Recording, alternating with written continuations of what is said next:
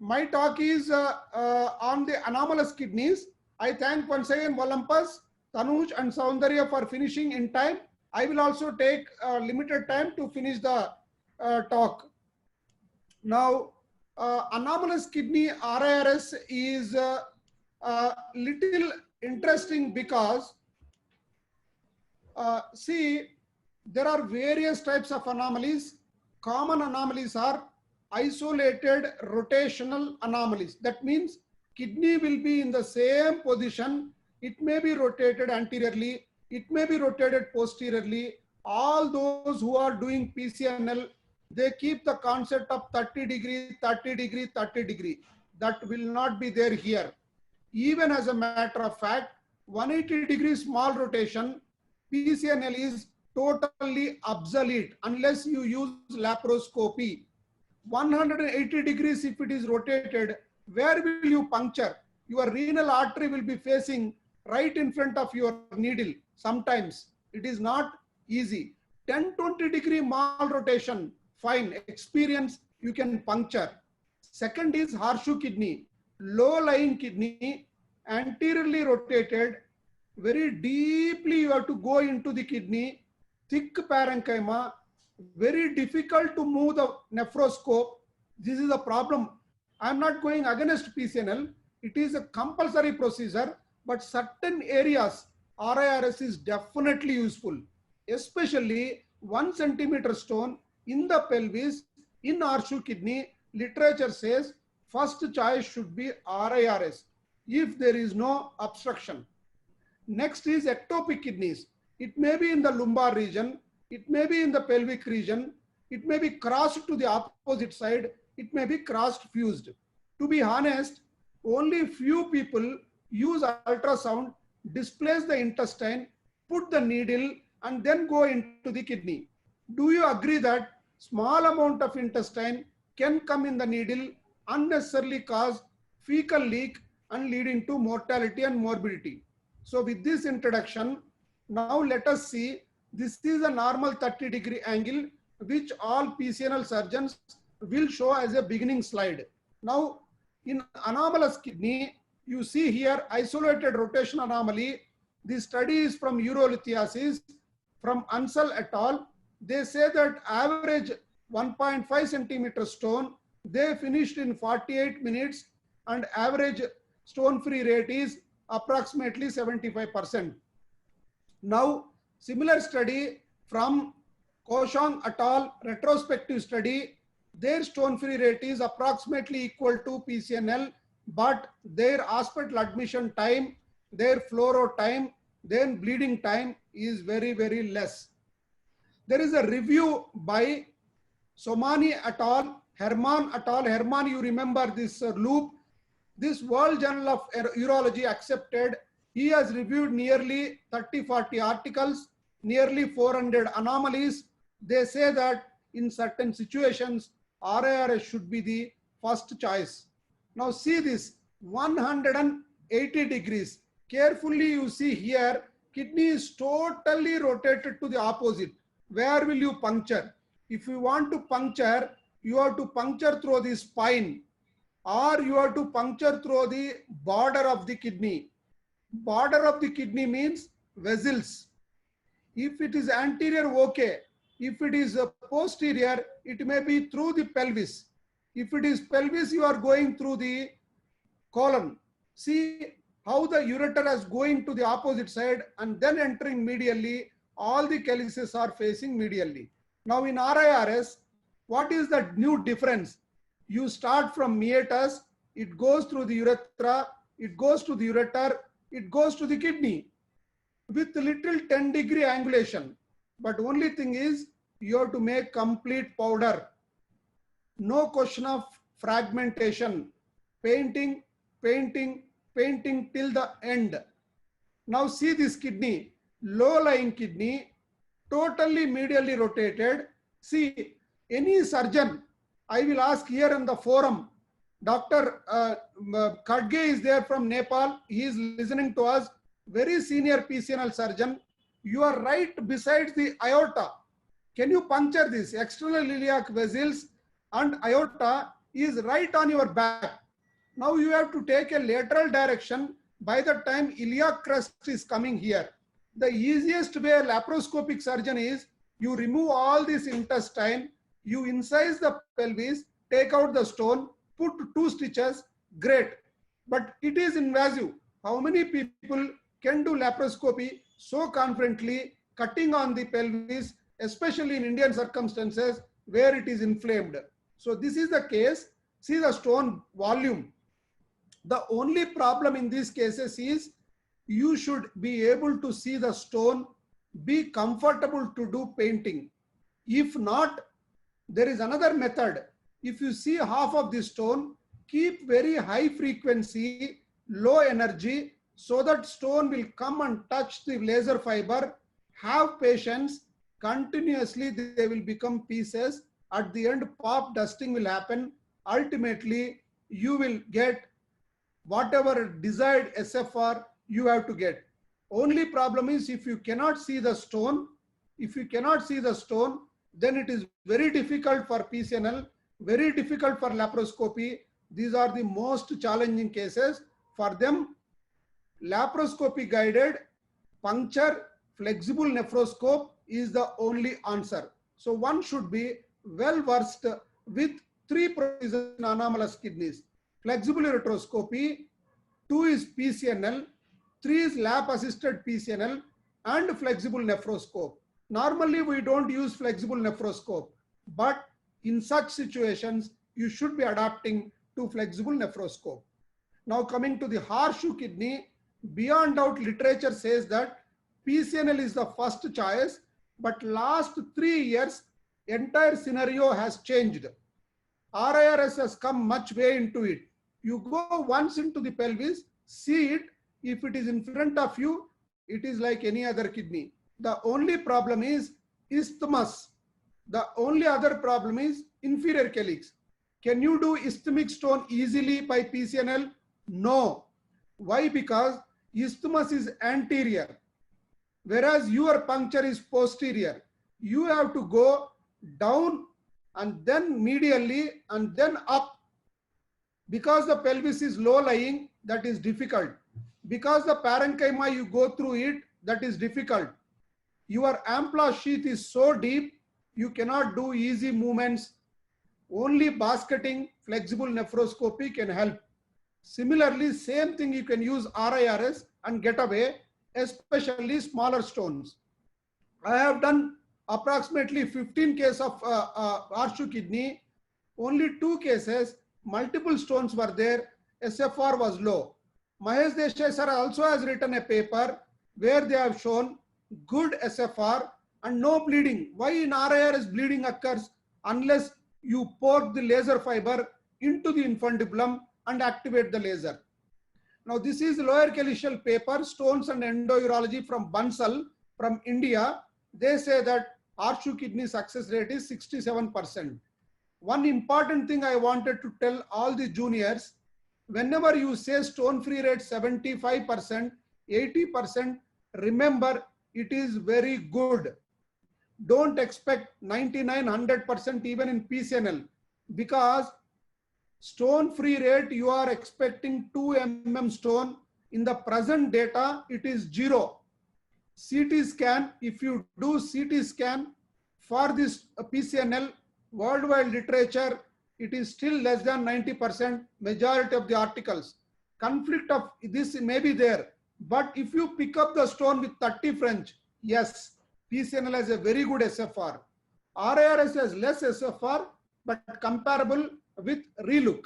But you can avoid a major trauma in an anomalous kidney. Now coming to the case, you see here, this is the child which is 6 years. See this anatomy. Again, those people who are doing PCNL, the pelvis is not communicating freely with calyces. The infundibula is narrow. The stone is not clearly seen where it is. Ureter is dilated, abruptly stopped at the pelvic region. It is, bowel is there entirely on it. Low lying kidney, difficult for PCNL. Whereas I have done RIRS. See, I have passed in a small penis without access sheath. I went inside over the guide wire. See, the moment you see this stone, you will be very, very happy. Why? It is calcium oxide. See the FlexXC vision. V3 and FlexXC are two scopes from one Olympus as well as Star. They are very good vision. V3 is also has very good vision. Now, at the post-operative period, what do you say? 100% SFR. When it happens, it is easy. When you have access, you can produce 100% result. Only problem is PUJ narrowing. If you have PUJ narrowing, if you do RIRS overconfidently, you will burn your finger.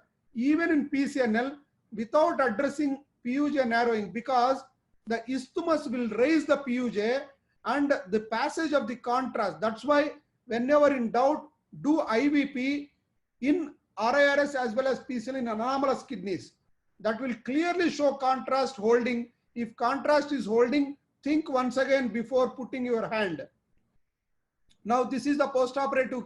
This is one more case. Very, very VIP patient, horseshoe kidney, small stone, pyonephrosis, lot of inflammation, hemoglobin 8.6. Will you puncture this kidney? After stenting also, lot of inflammation is there. When I went inside, everything was mug. Everybody says that no, PCNL is the only choice. But as the experience increases, I am showing in this video, you lace the mug gently, you put a feeding tube through the access sheath, suck out everything. Only thing is that you should have patience. In PCNL, you consider from puncture level. If puncture is good, fatafat, you will take it out.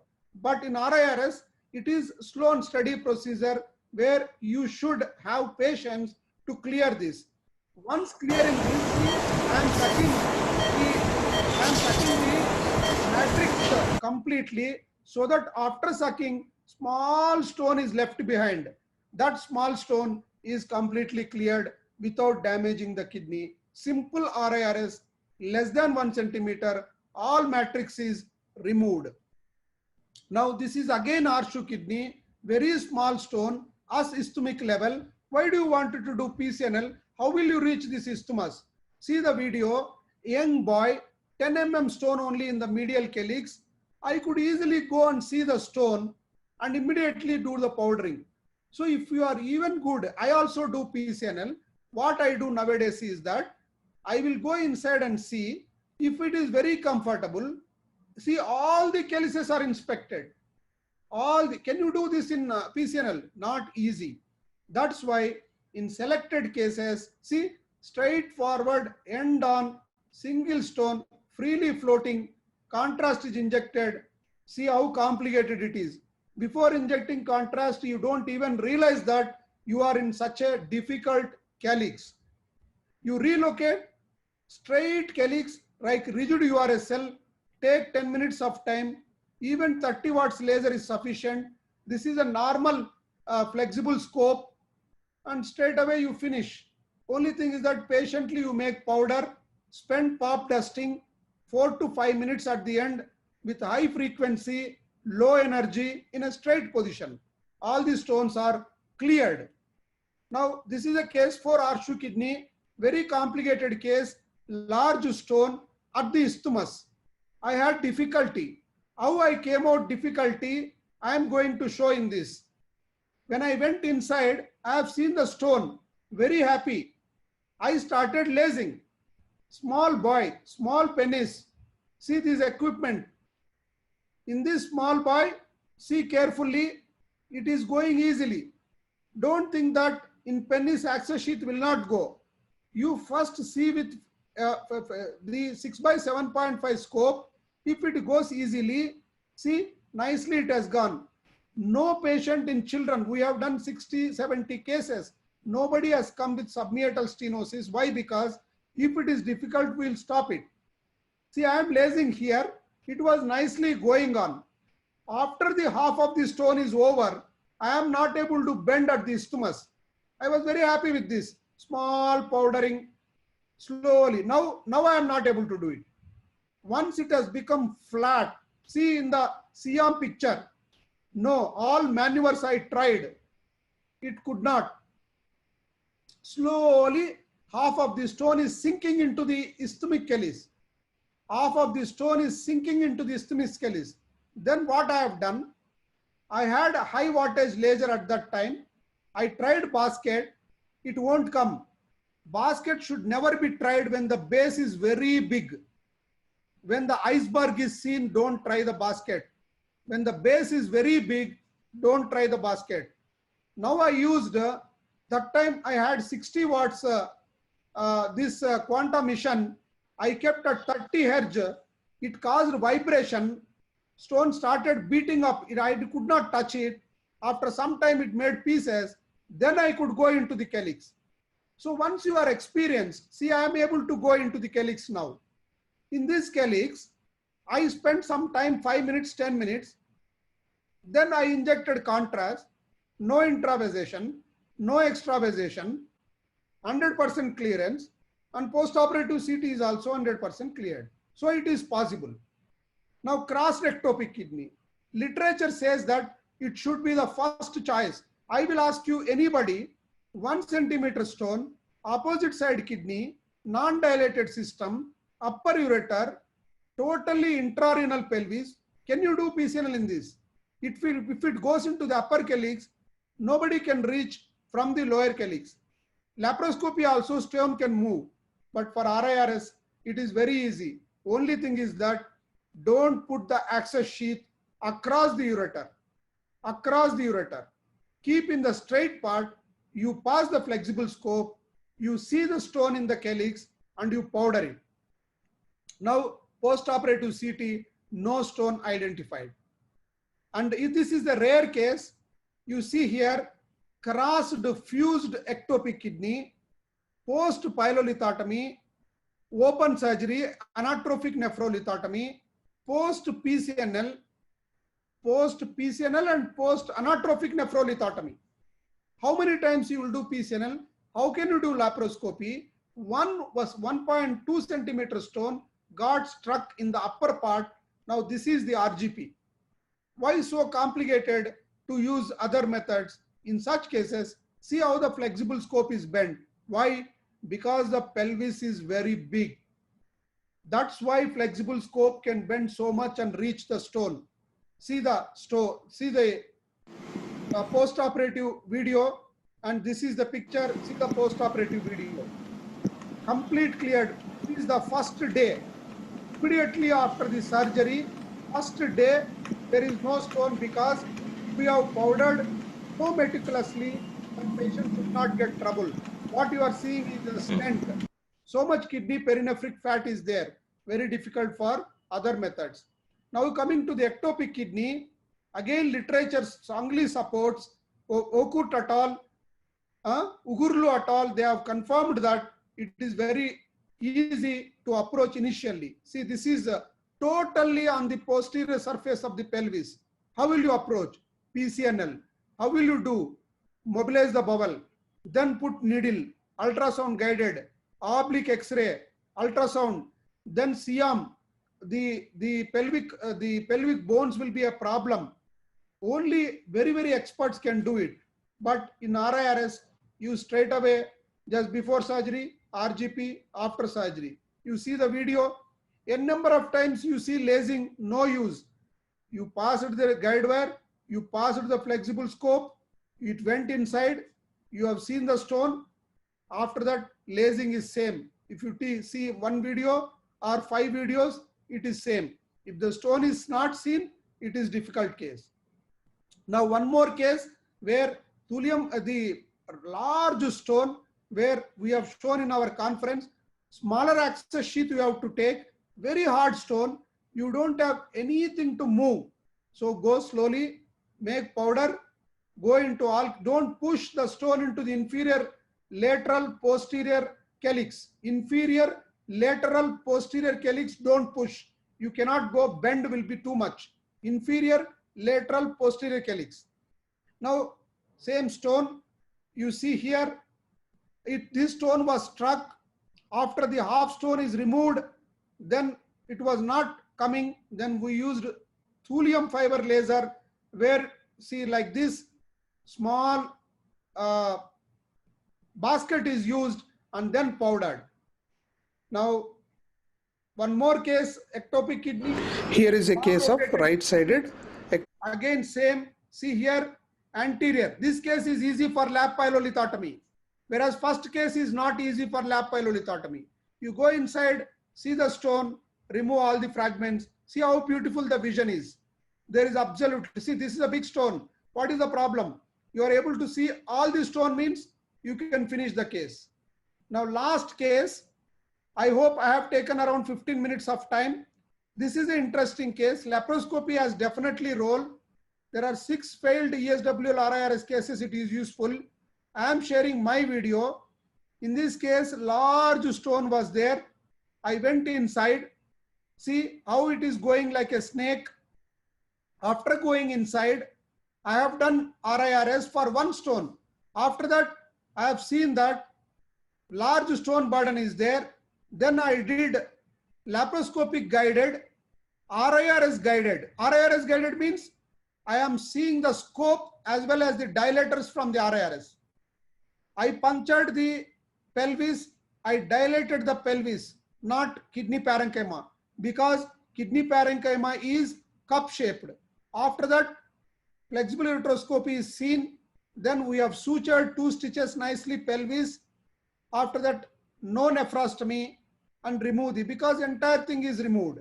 Now, after suturing the pelvis back, honestly speaking, you will not identify from where you have gone, for whom you have removed the stone. Least invasive to my knowledge in such cases.